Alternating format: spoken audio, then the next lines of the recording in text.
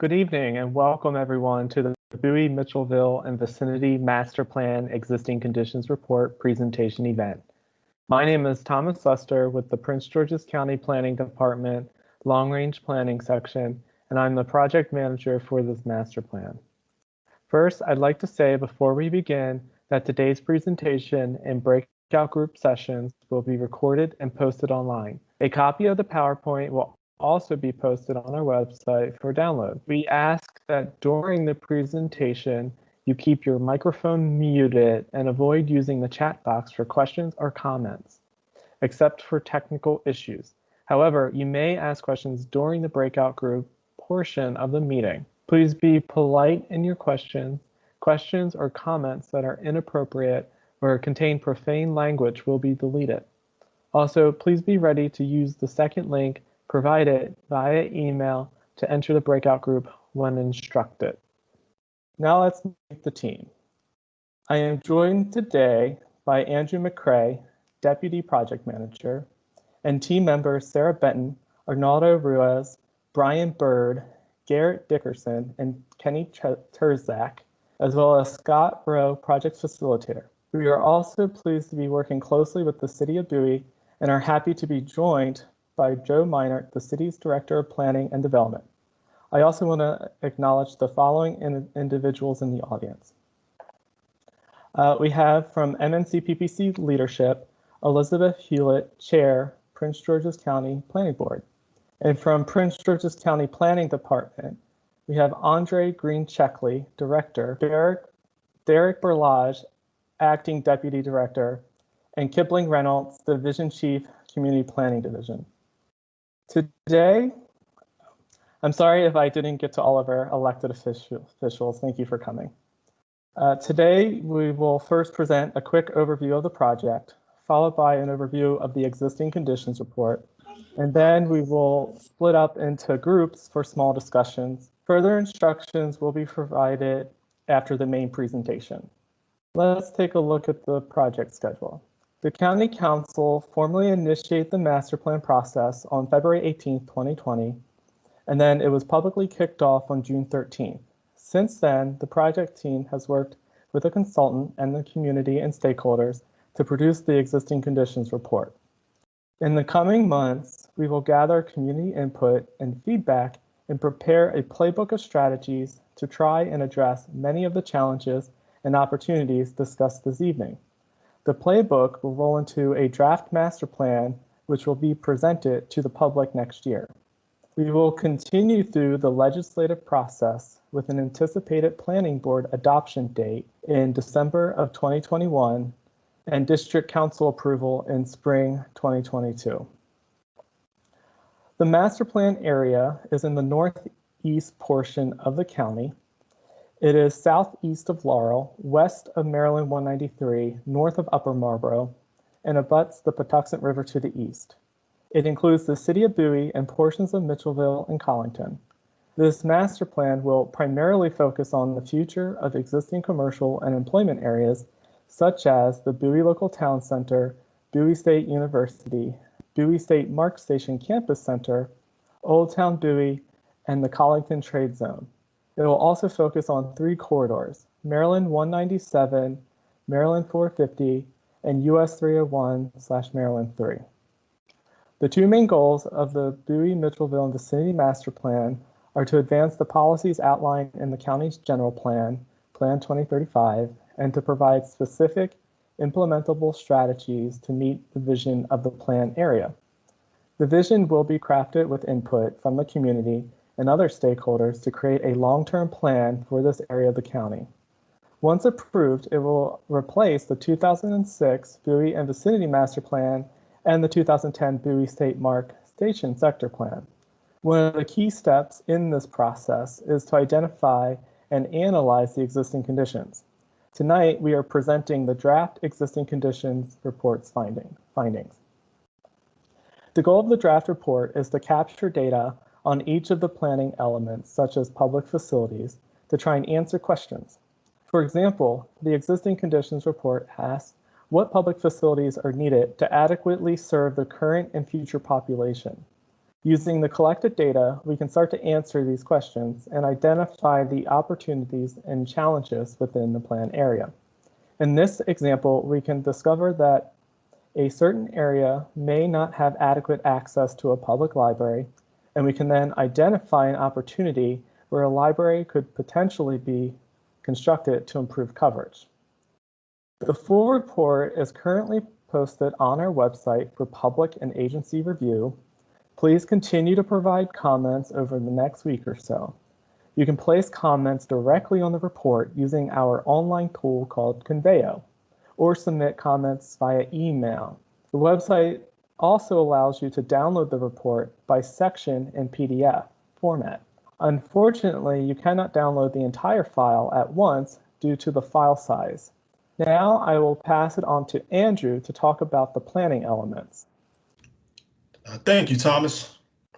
As far as the master plan elements are concerned, each master plan is made of 8 key planning elements: economic prosperity, housing and neighborhoods, land use, transportation and mobility, community heritage, culture and design, healthy communities, public facilities, and natural environment. Excuse me.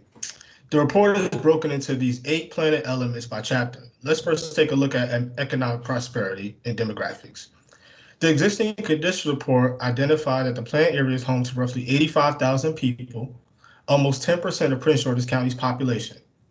The notable demographics show that this population is somewhat older and more likely to own a home than the average resident in the county. And the seniors ages 55 and older are the fastest growing age group, with the greatest gains coming from those aged 65 to 74 years old. The master plan population has a high income with a median household income of $120,000. This is $39,000 higher than the county median.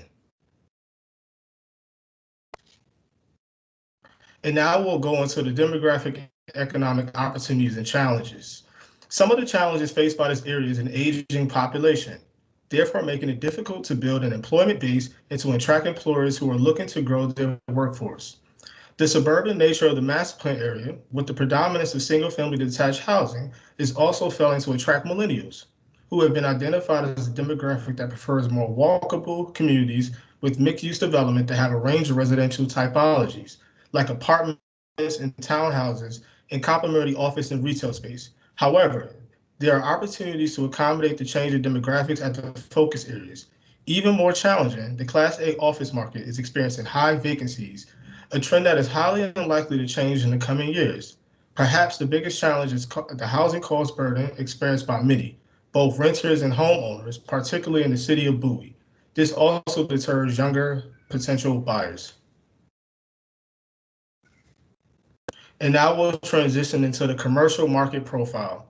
The existing condition report shows that the commercial market for Class B and C office space and strip center retail is largely concentrated within the Bowie Town Center, while the industrial market is concentrated within the Colleton Trade Zone. As mentioned before, Class A office market is extremely weak with a 20.3% vacancy rate. The planned area lacks the density and transit access that top employers demand when seeking tenancy in a new Class A office space.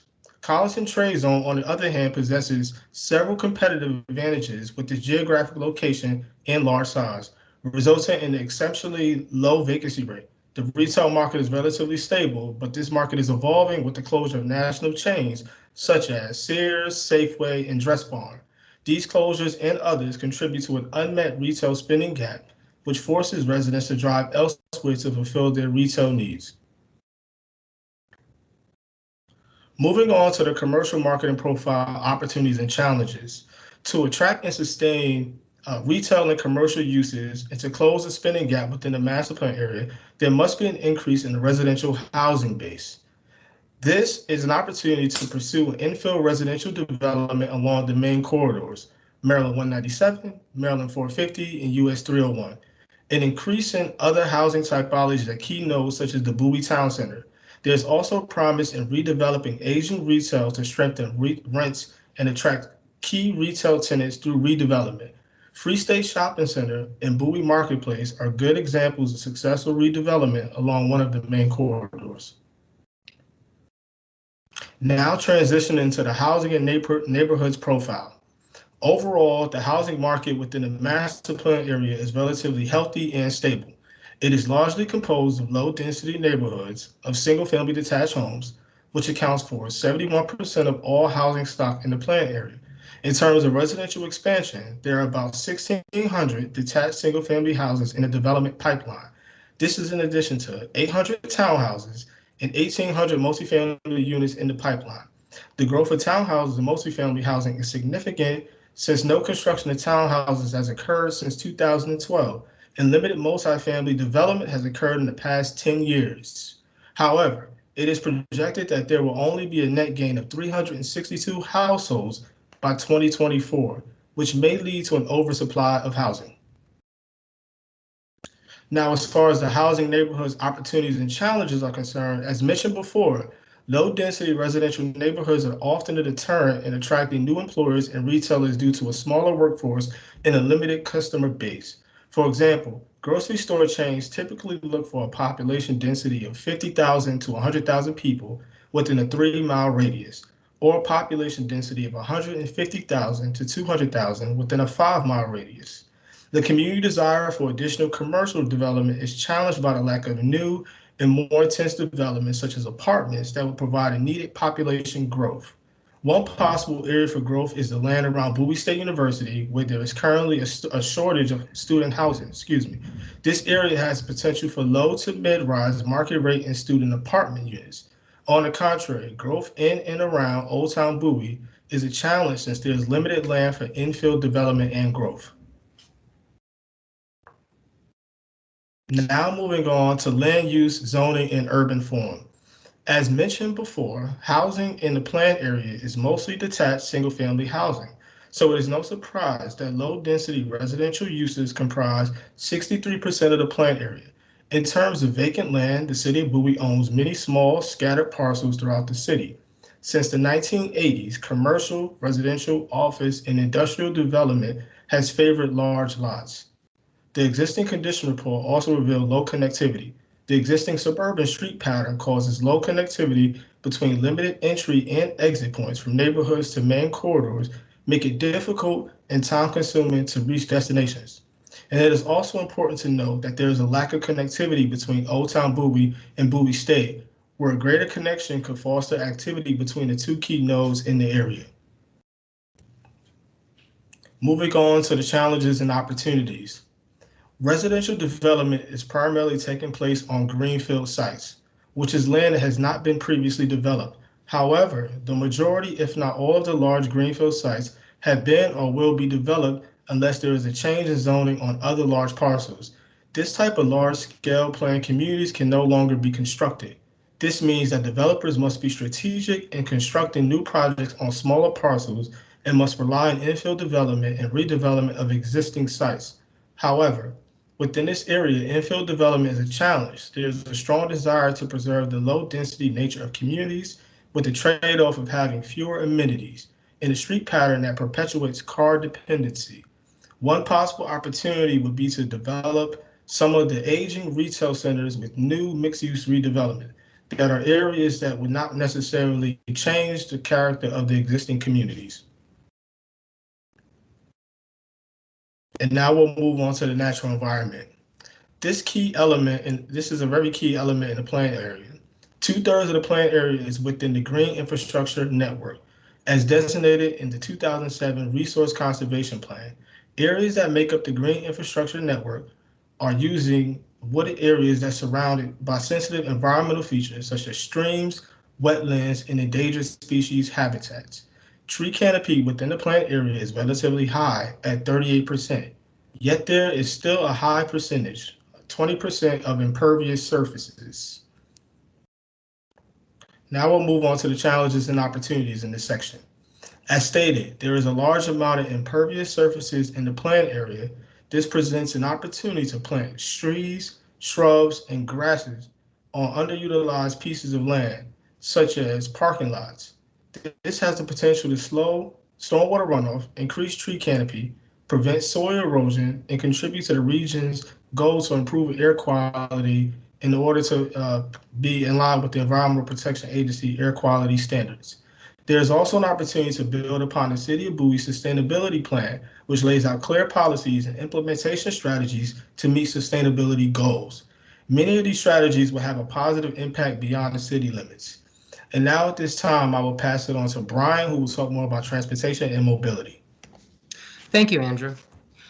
Most residents travel beyond Bowie, Mitchellville, and vicinity for work. 25,000 of 46,000 commuters leave the Plan area for employment, and average commute times are higher than the national average. As many would expect, Washington, D.C. is the largest single destination for commuters, with 20% of the commuters traveling there for work. 75% of commuters drive to work alone, and only 10% take transit. With limited connectivity, few transit options, and a lack of bicycle infrastructure, the Bowie Park and Ride is one of the area's few transit assets, and this location has the highest transit ridership in the Plan area. Notably, the city of Bowie has a housing and transportation index score of 43, which means that the average household spends 43% of its income on housing and transportation, where 45% and less is considered affordable. The city has relatively strong walking coverage around the more densely developed Bowie Town Center. Transportation and mobility opportunities and challenges. There is a potential to use alternatives to driving by constructing infrastructure such as sidewalks, bike lanes, as well as expanding transit service.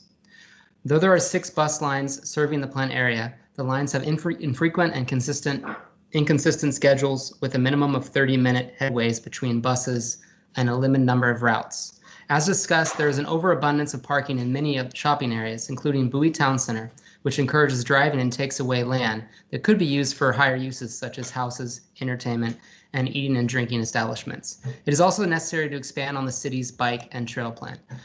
Now to community heritage, culture, and design. The Plan area has many significant historic sites, including the historic African-American rural community of Fletchertown, Bowie State University, a historically Black college, and other sites. Other notable sites include Old Town Bowie and the Anacostia Trails Heritage Area, which covers 9,500 acres in the Plan area. The Plan area overall has 32 county designated historic sites. There are past and present efforts for Old Town Bowie to become a state designated arts and entertainment district. Bowie Town Center also has the potential to become an arts and entertainment district, though there is no known ongoing effort to pursue this. Community heritage, culture, and design opportunities and challenges.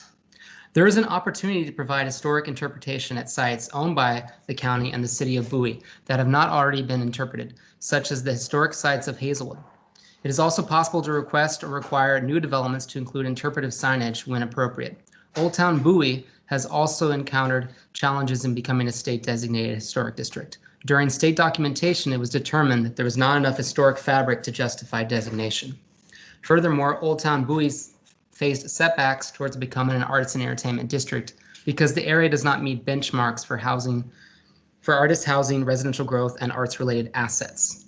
The area currently lacks a clear art-related identity, and there is currently no anchor cultural institution to propel the designation. However, recent efforts by residents are working to establish this identity, and an anchor could be constructed at one of the redevelopment sites. Healthy communities. Over 23% of the master plan area is comprised of green space, including parks, trails, and recreational areas to which residents have access. This land amounts to 97 acres of green space per 1,000 residents, which is much higher than the countywide goal of 35 acres per 1,000 residents. In addition, 11% of land in the plan area is used for farming, which residents can access via farmers markets. Even though there is abundant green space in the master plan area, most residents must drive to access parks. 86% of land falls within a 10-minute drive of a park, but only 22% falls within a 10-minute walk from a park. When it comes to supermarket access, 62% of the master plan area falls within a 10-minute drive of a supermarket and only 4% within a 10-minute walk. Some residents outside of these 10-minute travel sets live in limited supermarket access areas. Healthy communities, opportunities, and challenges. One major challenge is addressing the growing population of seniors. This means creating more senior housing and services, as well as multi-generational centers to meet the demands of aging adults and the general population. Bowie Town Center, among others, is one possible location for this type of development, since it includes a walkable area, ample space, and is zoned for a variety of uses. Limited supermarket access areas present a challenge to many of the 12,367 residents in the plant area who live in these underserved locations. Notable areas with limited supermarket access include Bowie State University and Old Town Bowie. Identifying these areas presents an opportunity to help the county focus efforts on attracting new grocery stores to areas with unmet need. Limited access options for local parks present a challenge to having a healthy community and relate to broader challenges of car dependence in the plant area. Expanding pedestrian and biking infrastructure and promoting walkable park access in future residential developments may help encourage more outdoor activity and improve access for residents.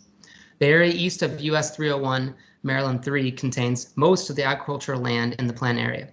These agricultural lands may be eligible for state or county level preservation assistance, such as the Historic Agricultural Resource Preservation Program, to ensure future access to fresh, locally grown foods.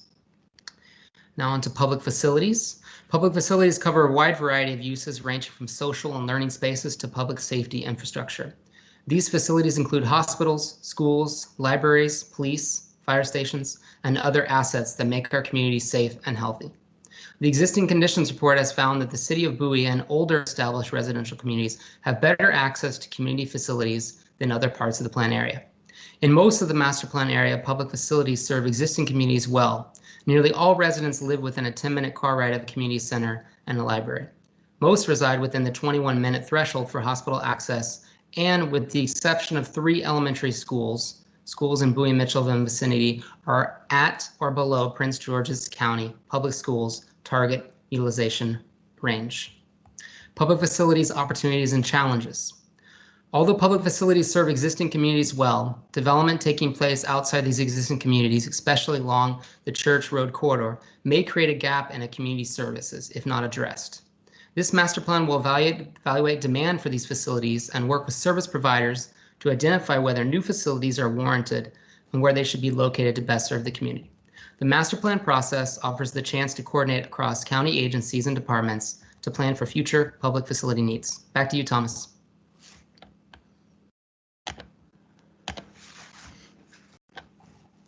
Hey, Thomas, you're muted.